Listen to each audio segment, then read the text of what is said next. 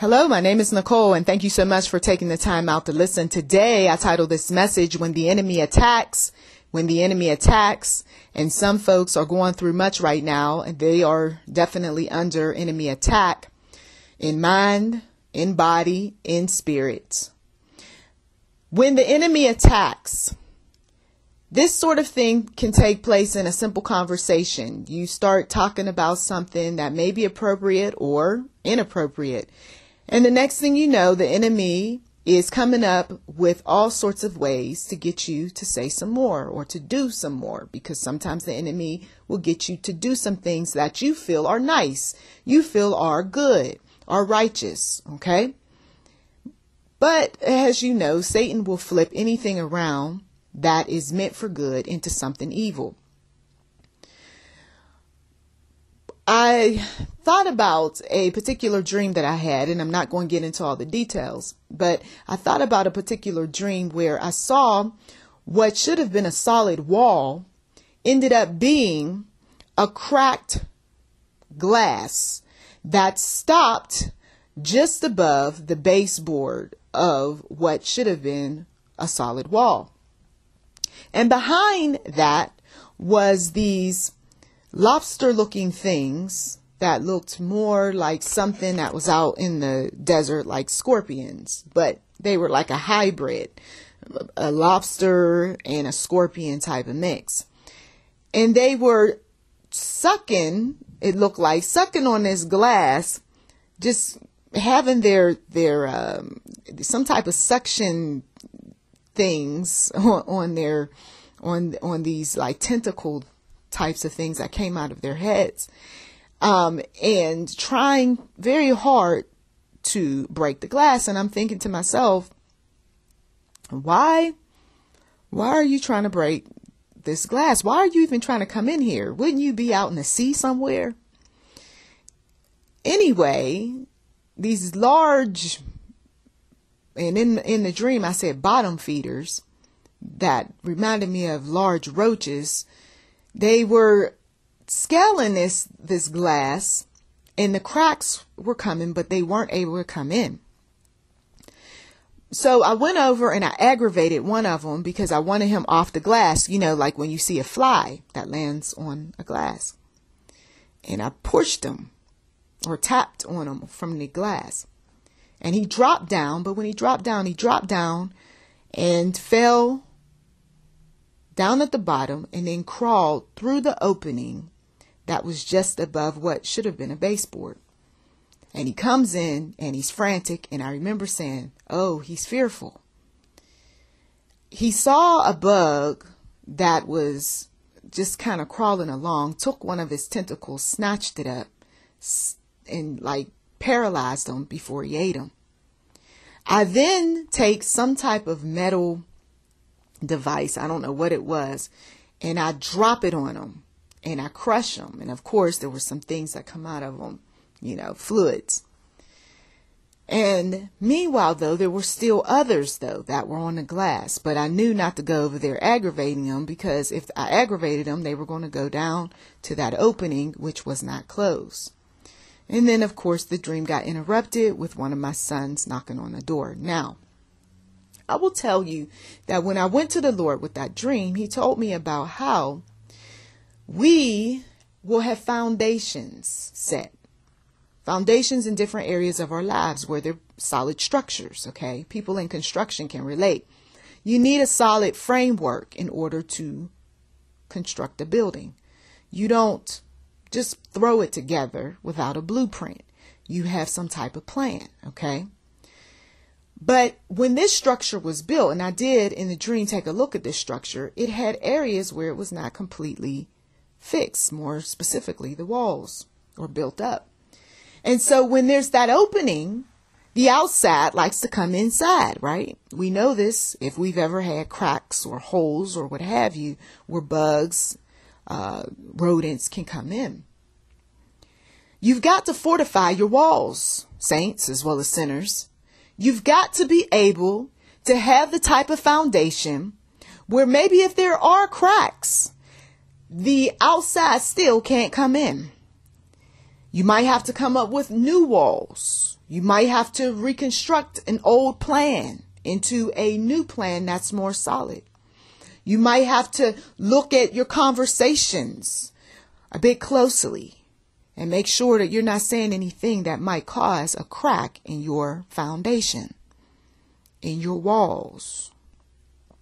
Sometimes we can let people in our lives. So much, in fact, that now that we're free, right, the walls come tumbling down.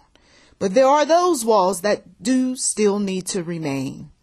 And they have to be solid walls so that the outside will not put, or the elements will not put so much wear, tear, and pressure on the structure where it ends up giving way. Remember, there were cracks that was in glass. Glass is not a good idea to use from the bottom up to the top on a solid wall in a place where lots of elements show up that could eventually crack it and break it. Most people would use brick, or they would use wood, a really good wood, not glass. The enemy, if he is trying to take from you, if he's trying to create a crack in your framework, if he's trying to slowly but surely tear you down, he's going to present resources that appear to be solid, that appear to be good, but have cracks in them. That's why I have to be careful of who I'm talking to, of what I'm reading, and where I'm going. Because the enemy lately has been putting people around me that are lonely people of the opposite sex. At least they present themselves to be that way. And the key is to use the conversation that they have to crack my walls, okay? To break down my foundation. Oftentimes when we're married, right, we have a foundation, we have a structure, we have a union. And what the enemy wants is to create a separation, to create an adulterous situation, okay, to be even more specific. Some of you all have been under some trials like that, where there were some things that were said or some things that were done, not on your part, but with the outsiders, to create problems. And when the outsider finds a way in, that's when we end up crushing them. Like that soldier where in Ephesians 6, with the words that we speak, or with the power of the pen, or with a meeting with human resources, or going and setting up a meeting with an attorney. I see that there's some problems in the atmosphere. I see that some folks aren't changing. I see some people are attacking. Okay. And when they're attacking, I've got to fortify my walls. I know that for some of you all, the enemy is attacking you. First, it started with the conversation. Next, the enemy came with so-called kind words. And some folks wouldn't look at that as an attack, but it is when those kind words, as you very well know, are inappropriate, or they know some things about you and they know they have no business talking to you in the way that they are. You know that something is off when you keep having to come up with just another way to fortify a wall. The baseboard needed to be put in place. But since the baseboard wasn't, and sometimes we don't always have the resources or the money or the time to fortify our walls, but if there is going to be something that comes through, at least defend yourself. And in my case, I defended my territory by crushing the thing that trespassed. Okay? The next time somebody comes at you, and they got something to say that's not right, they got something that they're up to, you can see it. Maybe they haven't said anything, but you can see it from a distance. You are not going to be that one who is operating without any type of framework. Use what little resources you got in Jesus' name. Even if your relationship isn't all that, at least attempt to fortify some walls. Even if the people around you are not all that supportive, that's okay. You got God, and allow God to surround you with protection. Even when the enemy comes and you see the cracks and you see the messiness of a situation and it appears to be quite ugly and what have you, you're still protected behind that wall. You see, sometimes we think that because something doesn't look the way it should look, that, oh, maybe I'm not protected. I told you the glass was cracked and there were some things that were trying to break that glass, but the glass never broke. Oh, that glass in the dream looked ugly. Oh, those things that were trying to bring the glass down were ugly too. But when that one made his way, the other ones sure didn't. Okay. They didn't try. They stayed right where they were. Sometimes you got to make an example out of folk. Oh, you disrespected me. So the policies, procedures, and everything else are going to be put in place quite heavily on you. There is no favoritism. There is nothing that you get because you violated this or you did that. You know, you're going to have to set up your own type of boundaries. The other ones, they got some issues or what have you. And I believe that those hybrid type of things that were trying to crack the walls and the one that got in, I believe that was spirits, demonic spirits, spirits that were in men. Remember, adulterous types of individuals, they have not just an adulterous spirit, but they have other spirits. It can be a spirit of rooted from narcissism. It could be a spirit of bipolar disorder, where it is untreated. It could be childhood issues. It could be just disappointment in a current marriage. It could be they see something that's uplifting about you, and so you could be like a high for them.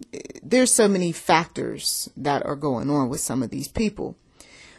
Then, of course, you got those individuals who they're not adulterers. They're just manipulators, hustlers, and pimps because they're not married. They just like to spread themselves around. And so the key for them is that if they can get a willing participant to go along with whatever their program is, whether it involves sex or not, then that's what they're going to do. And if you are weak, then you're going to go ahead and let someone in. And if you let someone in, you're not going to defend your territory, your dreams, your goals. You're not going to stand up. You're not going to protect yourself. And that's how a lot of these types of spirits get into people's minds, bodies, and households. Okay. They start working on you.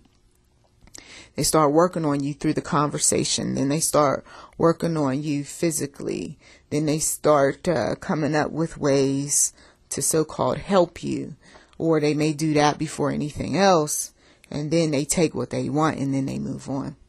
And if they feel like you're unresponsive to what is taking place, then that's when they get offended or they get upset. They come up with all sorts of stories, or they act like they don't know you, or they use ignoring behavior. Okay. But I thought he was such a nice guy. Yeah, well, you thought wrong. Well, I thought that she was going to help me with this because she acted as if she was, and then she turned right around and acted as if she didn't even know me. Oh, yeah, you got some people that they notice that you're not going to play along. They notice that what attracted them to you wasn't really sex, even though initially that's what they thought it was, but that God brings up some type of light upon you or some type of feeling from you, and they realize that's one that I can't play with. I can't mess with. You see, the enemy is going to attack you through another person. He's going, or she is going to say some things, and then that individual will come and share some information with you that's disheartening. Okay. The plan is to get you to retreat if you are moving up. If you are progressing, it doesn't matter your age. The enemy will attack you, whether you are a child or whether you have been on this planet for 30, 40 plus years. Okay. He wants whatever it is that his mind is on. That's why some people will put up the shiny items, the things that they know their family members and friends like very much, because they don't want the enemy to come in and steal, right? You got some people who they know the enemy is setting them up. So they're very careful about what they say, and they make sure they always got people around them that serves as witnesses. When the enemy attacks, he's going to attack you mentally before anything else. And if you're not taking good care of yourself, eventually your body gets attacked. So now your mind's attacked, your body's attacked, and all you got is Jesus. You can't even get to the church for prayer, you see.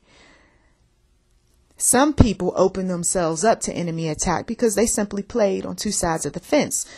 You're supposed to have God and just God. You're not supposed to be serving two masters, okay?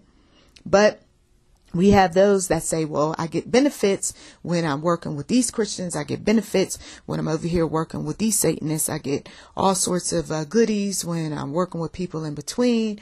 And then the enemy remembers what you did. He pays close attention. And so he says, oh, so you're back over there with the Christians, and then orchestrates an attack using a willing participant, one of his minions, a weak follower, or anyone else he can get his hands on. Sometimes the enemy knows a lot of information about you and will pretend as if he's a friend. So he shows up and, oh, we got a lot in common. And then you find out later you really don't have as much in common. I like that too. Let's do this and let's do that. And what's the strategy here? What's the plan here? Well, the plan is to distract you from possibly something you may have shared, a dream, a goal, an aspiration, a plan. And you're saying to yourself, I never seem to have enough time to get this thing done ever since I opened up my mouth and told so-and-so. Yeah, because the enemy's using that person to be a distraction. So now you got to turn that phone off. You've got to say no to the invites. Didn't you say that you have this, that, and the other to do? Didn't God put you on a case? Aren't you supposed to be handling this business and that one? Well, why is it that you're allowing this person or place or even thing that the enemy has set up to keep you from getting whatever it is done?